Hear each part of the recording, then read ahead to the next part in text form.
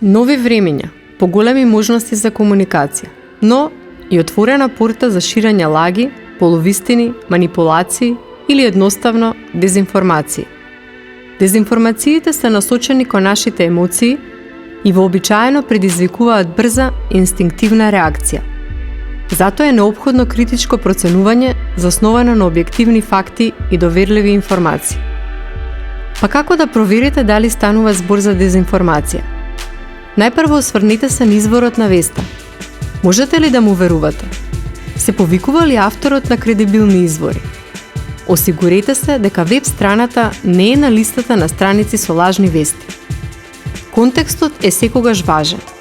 Погледнете ја по големата слика. Например, кога е напишан текстот?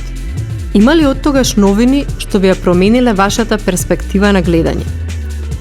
Честопати дезинформациите се конструирани така што е тешко да се разликува дали е факт, мислење или шпекулација. Токму затоа, осигурете се дека не е единствениот извор што објавува информацијата. Користете ги страниците за проверка на факти секогаш кога тоа е возможно. Спречете го понатамошното ширење. Пријавете ја дезинформацијата. Во услови на пандемија, тоа може да спаси живот.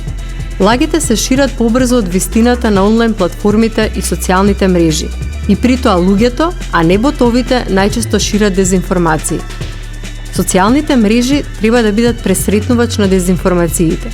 Блокирање на профили на ботови, суспендирање на профили на луѓе за кои е потврдено дека шират лажни вести.